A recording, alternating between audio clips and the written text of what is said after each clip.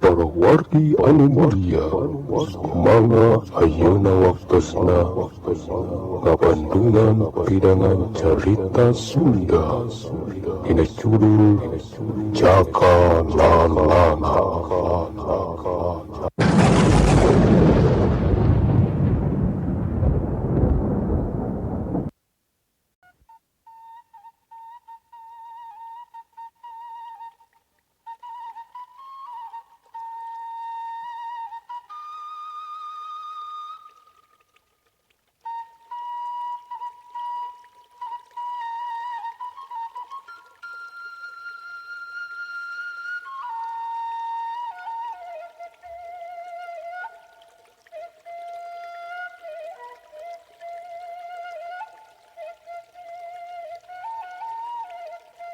Assalamualaikum warahmatullahi wabarakatuh.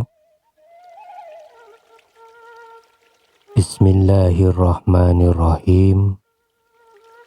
Rabbis shrahli sadri wa yassirli amri wahlul 'uqdatam min lisani yafqahu qawli.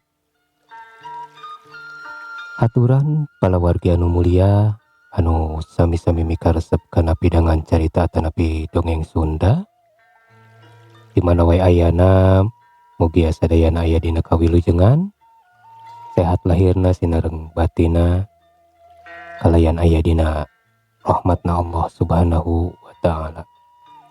Amin ya rabbal alamin.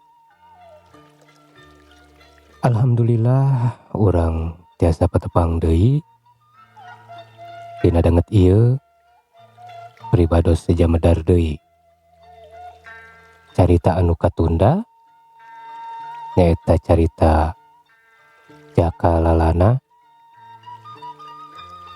anu ayeuna parantos nencak kana bagian ka 13 nya fitrah nuhun atos sateu acana pribados medar ieu carita teu boleh-boleh seja nu dadi hapunten saupami teh mah aya kaleresan anu kasabit namina kasebat asmana kacacanak dina ieu carita kitu deui bilih aya padumukan anu kaguar kabaca-baca dina ieu carita ulah kirang-kirang hapuntennya kumargi ieu mah mung sakadar carita rekaan anu dipapantes ku pengarang kitu tanya anu saleres nama memang teu aya atanapi teu kantos kajantenan dina mangsa anu kalangkung atanapi mangsa-mangsa iraha bae kitu nya. Sumangga atuh supados teu nyangkolong tingkana waktos ieu carita Jaka Lalana bagian ka 13 sejadi kawitan wilujeng ngadangukeun.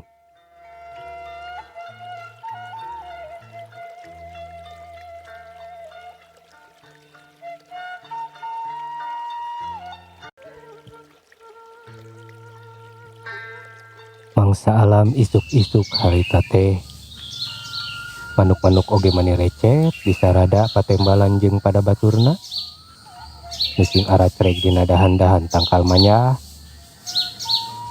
Ari mangsa alam khususna panon poe anu kakara maletek di palebah wetan cahayana haneut estuning matak seger kana awak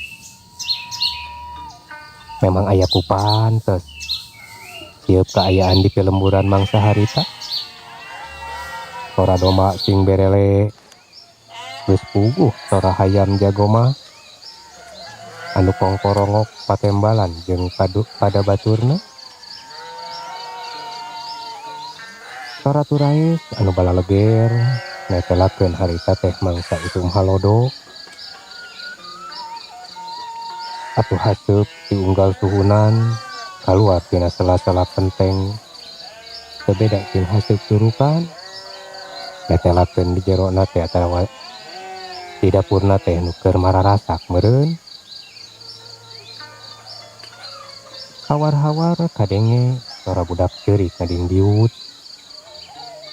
Duka teuing kerungsing meureunnan aya nu pedah aya nu karasa. Duka teuing keur hayang nyusu atawa lapar, hayang ngeundahan.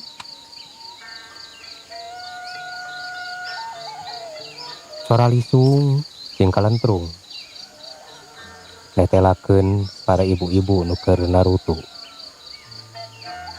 Anu keur narutu pare meureunnan ya kumaha asnya mitra. Atuh diburuan oge recet pisan barudak nu keur mareujeunna. Keur arulin silih udag jeung pada baturna. Bisu nu harita ngajentul ditepas. Sabari sasakali nyaliksik buukna nu pakusut. Tigana manehna mah geus rengse usuk asak di dapur atawa duka teuing teu masak sugan isuk harita mah. Lantaran ibu-ibu nu sejen mah masih keneh paciweuh di dapurna sewang-sewangan. Picuoh teh boga anak awewe nu sasat jadi kembang desa. Anu jadi parebutan para rumaja di eta Pilemburan. Kawantu anak awewe nu katelah Nyi Warsini boga rupa anu hade. Kancunit geulis bawa ti kudrat. Tikana teh nurun ti nu jadi bapakna nu katelah Mang Aja. Anu boga rupa kasep tur dedeg sampe. Da ari nilik rurupaan Bicuoh mah teu sabaraha geulisna. Mang Aja teh geus aya kana 2 taunna boga panyakit lumpuh. Dilantarankeun kadua sukuna teu bisa dipake nangtung-nangtung acan. Akibat harita teh ragrag sareatna mah tina tangkal kalapa.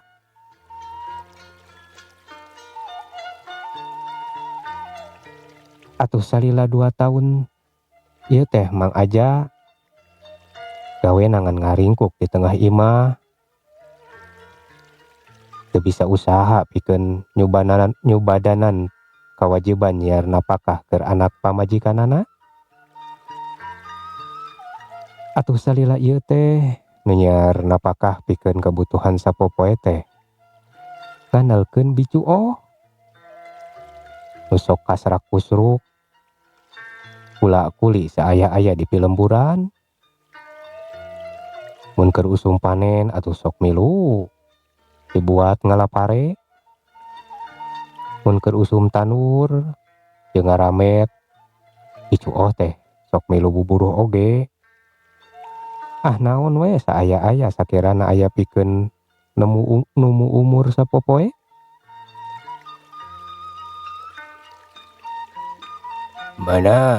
Mana ari si Nyai ka mana geuning? Isuk keneh kieu geus teu katempo di imah. Keur kacai kitu pokna Mang Aja anu gegeroan di tengah imah seja nyalukan ka Bicuoh nu jadi pamajikanana nu keur ngadaweung ditepas sabari nyaliksik.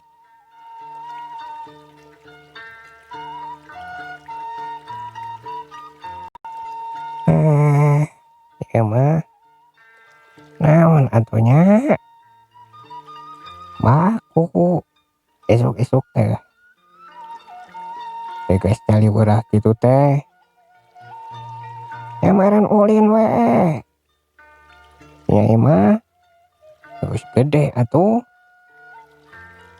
Pokna Bicuoh mahir anu jadi salaki teh jiga nu hoream.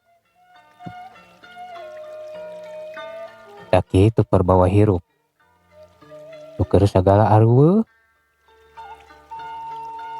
Geus teu aneh kaayaan rumah tangga teh sakapeung mah sok nimbulkeun pacogregan. Bicuoh nu jadi pamajikan teh Harita oge seolah meupeus keuyang kanu jadi salakina. Ngarasa kaluman meureun yang hareupan hirup nu ngan pantar kitu kaayaanana. Sok komo mun geus ngadenge omongan nu jadi tatangga, saeutikna sok rada kapangaruhan oge picuoh teh. Majarkeun teh cenah. Manguyuhankeun kudu jadi tulang punggung di kulawarga. Kagantian tugas nu jadi salaki nu geus teu walakaya.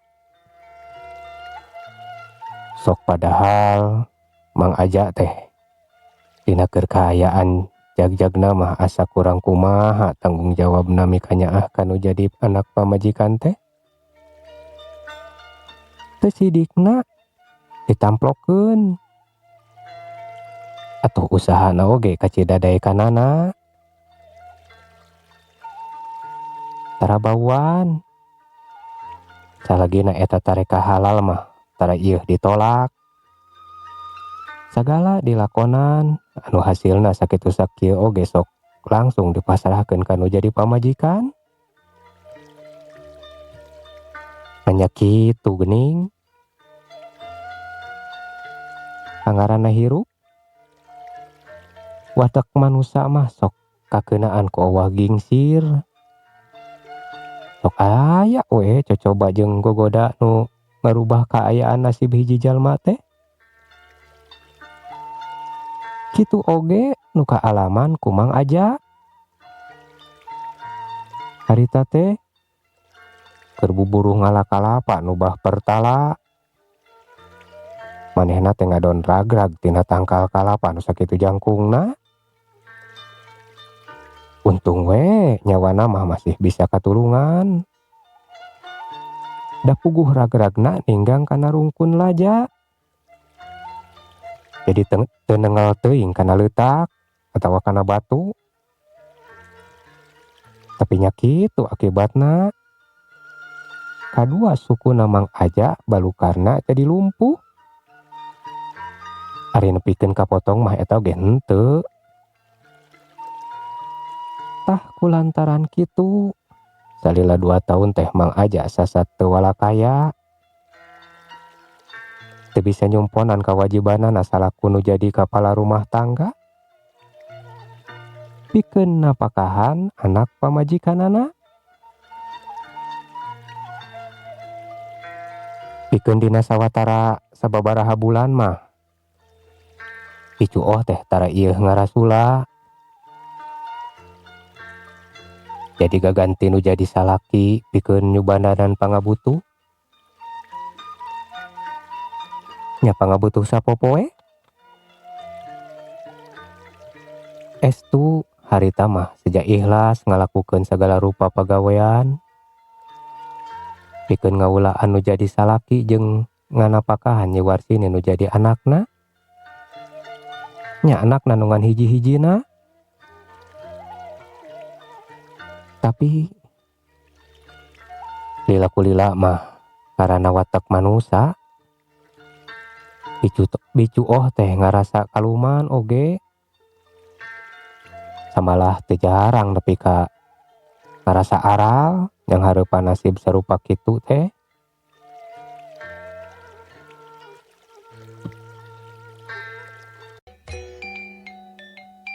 Urang ngaso heula mitranya ngaso. Ieu nya aduh. Urang ngaleueut heula cikopi ye. Sabari nyunut udud jigana teh rada geunaheun nya. Nuhun.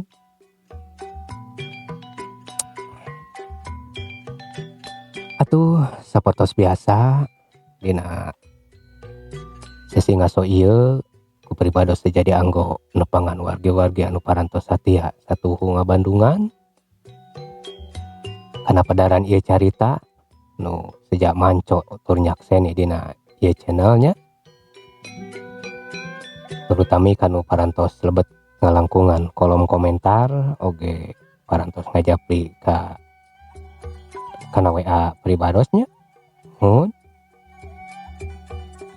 Anu diantawisna peribados seja nepangan ieu teh nya ieu we anu taratia ieu.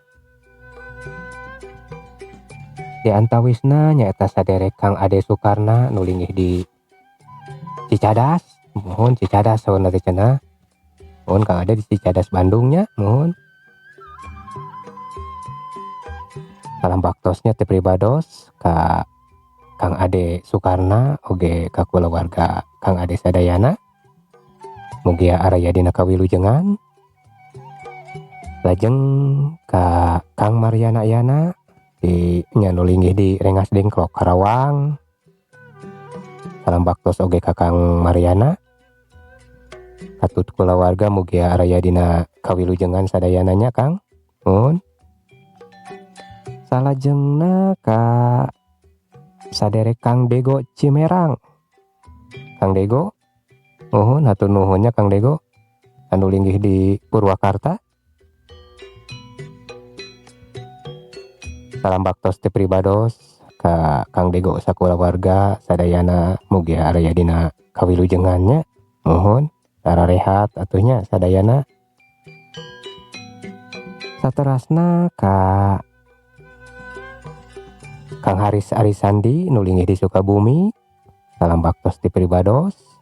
Lajeng ka Kang Iim Ruhiat anu linggih di Tasikmalaya.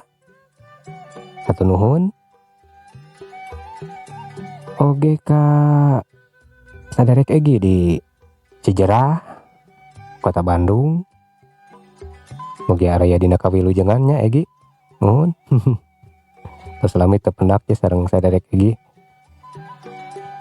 Atuh lajengna ka Mas Oyum anu linggih di mana eta di Biboraya Kopo nya, Biboraya Kopo. Salam baktos mugia araya dina kawilujengan. Saterasna teh ieu teh ka warga Kampung Jenggung nu aya di Cianjur sadayana. Antawisna aya saderek Kang Rahmat, saderek Paujan, Samsul, Sahrul, Ramdan nya. Seueur we sadayana teh para pemuda-pemuda Karang Taruna DJM. Salam baktos ti pribados oge ka para sepuhna teh hilapnya mugia araya dina kawilujengan sadayana. Atuh salajengna ieu teh aya Kang Haji Asep anu linggih di Ranca Ekek Kabupaten Bandungnya. Salam baktos oke mugia araya dina kawilujengan. Bapak Haji Tatang anu linggih di Jatmikanya.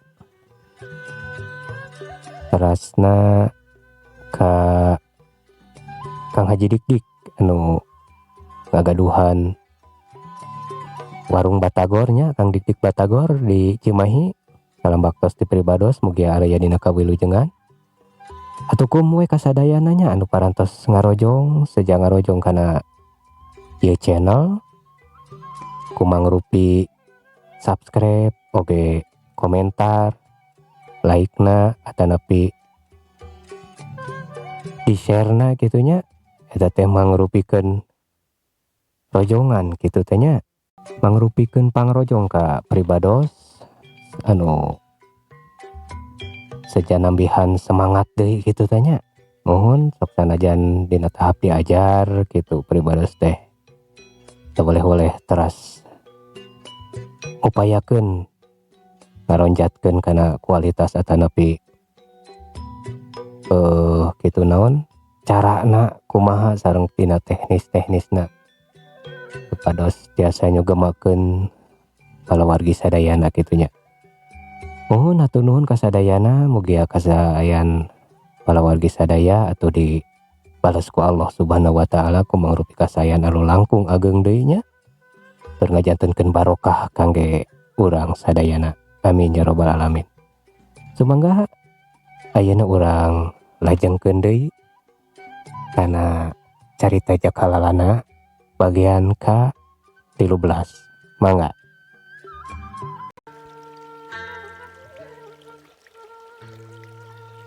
Akhir-akhir ieu teh picuoh loba teu nyang hareup kanu jadi salakina. Tong borong ngawulaan sakumaha mistina. Jigana pikeun sakalian ngobrol oge geus hoream. Gawena ngan jebras-jebris. Teu kaok Mang Aja aya pangabutuh. Seperti hayang nginum, hayang dahar, atawa sakalian menta dianteur ka cai. Bicuoh teh geus tara ieu pati ngawulaan jeung ngaladenan. Diajak cumarita oge geus tara nemalan sakapeung mah. Ngan untungna we aya Nyi Warsini, anakna nu geus nincak rumaja. Umurna teh geus nincak 18 tahun. Estu keur meujeunna bohono eta budak teh. Katambah boga rupa tur awak anu hade. Tur pasipatana oge estu lungguh pisan. Kanu jadi kolot teu weleh nalang. Atuh babasaana oge sopanna keranan. Atuh kabeneran Mang Aja teh jeung Bicuoh teh ngabogaan budak nu sakitu kayungyuna. Nyi Warsini teh sasat jadi parebutan para jajaka dina mangsa harita mah. Jadi inceran lalaki nu loba harta pikeun dicandung. Pikeun dijadikeun pamajikan nu ngora. Kitu oge harita teh. Nyi Warsini sasat hoream, sasat heroan wae ku Bah Pertala. Nu sasat kawilang jalma pangjegudna di eta wewengkon mah. Nu baklibu ku harta banda, lega sawahna, lega kebona, rea we deui ingon-ingon oge. Nu ngaranna kasebut jelema beunghar. Sok sanajan Bah Pertala teh kawan tugas tengah tuwu. Samalah geus boga incu segala rupa. Pamajikanna oge geus boga 2. Tapi nya kitu nu ngaranna nafsu. Saolah taya tungtungna. Salagina kumelenang di alam dunya mah tur can ngajampana jadi bugang. Kahayang teh tara reureuhna, tara aya ieu naon kitu punten. Tara aya reureuhna. Geus kitu hayang kieu. Geus boga nu itu hayang nambahan nu ieu. Kitu jeung kitu we. Matek jalma mah teu boleh samar kahayang.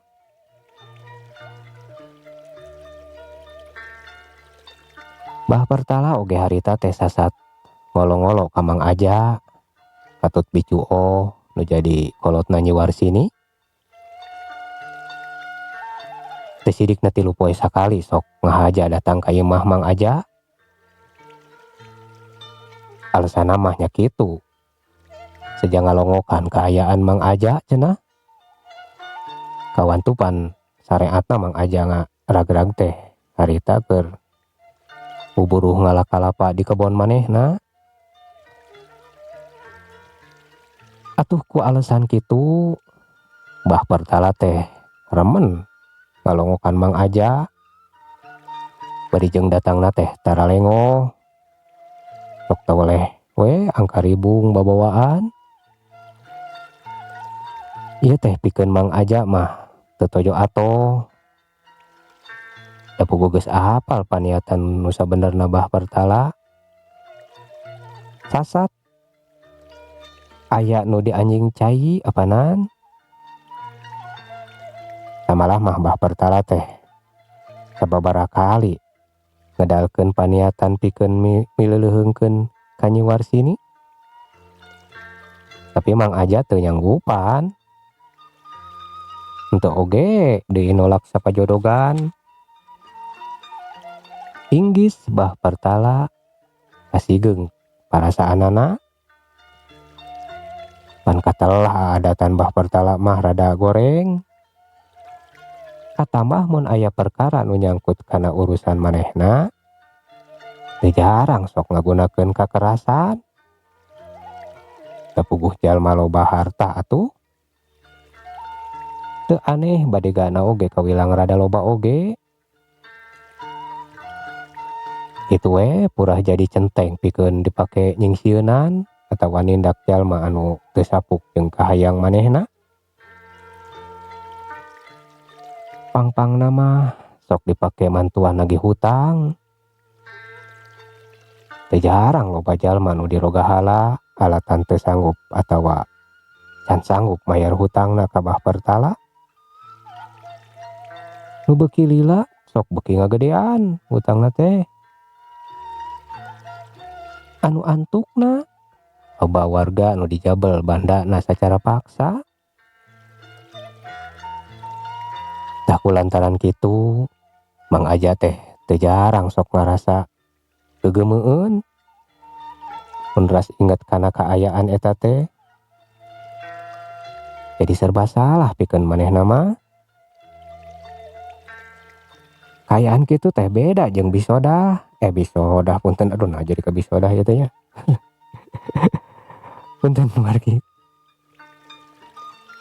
Kaayaan kitu teh beda jeung pamikiran bicuoh. Nu sasat asa mobok manggih ku rowong ceuk manehna mah. Estu dijadikeun kasempatan pisan kaayaan sarupa kitu teh. Samalah bicuoh mah jigana nu ngahaja meureun ngareremohkeun luar sini sangkan daek di Candung jadi pamajikan nu ngorana bah pertala. Samalah jigana mun daekeun mah bah pertala ka manehna ge jigana teh seja daek dikawin ku bah pertala. Luas jigana teh menta diserahkeun ka Mang Aja. Nu ayeuna kaayaanana sasat jadi salaki nu teu walakaya. Pikirna teh cenah percuma. Boga salaki oge. Haripurah kudu aing nu kokoreh mah. Sakomo pan ayeuna mah Mang Aja teh teu sanggup nyubadanan kabutuhan batin Nabi Cuoh. Nu sasat kawilang can kolot-kolot teuing umurna. Anu nafsu birahina masih keneh butuh disalurkeun. Aduh ampun ieu. Kaenukeun sagala rupa dinya nu mitra. Eta bicuoh. Alah, ieu mah yeuh parupa we. Sok rajeun bicuoh teh atohian keur paduduaan jeung Mang Kodir. Salah saurang badigana bah pertala. Lupatingkeun naon. Nu jelas mah lain sakali dua kali kapargo ku Nyi Warsini nu jadi anakna oge. Poe harita sabenerna mah giliran bah pertala teh datang ka imah Mang Aja. Kitu we datang rutinan teh mitra. Kulantaran kitu Nyi Warsini indit di imah pura-purana mah dek nyiseuhan cenah kawalungan. Sok padahal Nyi Warsini teh seja nyingkahan bah pertala nu bakal datang ka imah. Pikeun Nyi Warsini mah boro-boro atoh kadatangan bah pertala teh. Nu aya kalah sok asa paradah meureunan kitunya.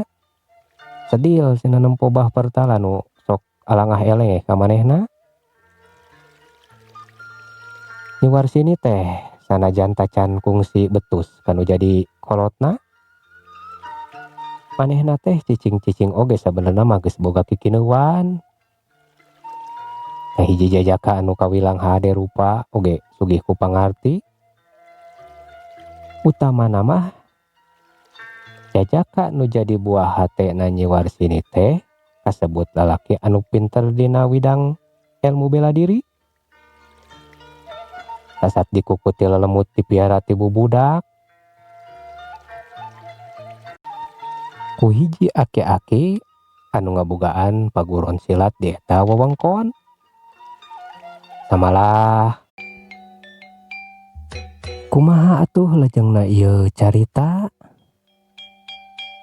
Mangga diantos dina bagian ka nu salajengna nya mitra. Kumargi ayeuna mah waktosna parantos teu nyekapan. Aduh teu karawasnya. Hapunten nu kasuhun atunya pribados tangtosna seueur kirangna seueur lepatna dina ieu medar carita teh masih tak cantiasa nyugemakeun palawargi sadayana. Tapi sok sanaos kitu pribados saja ngeureueuh insyaallah dikeureueuh gitunya. Mugia sadayana tiasa kahibur atuh dina kakirangan mah harap maklum gitunya ka pribados. Nuhun atuh nuhun kana sagala rupi paratosanana oge pangrojongna ti palawargi sadayana. Pribados saja undur diri heula. Wabillahi taufik wal hidayah. Wassalamualaikum warahmatullahi wabarakatuh.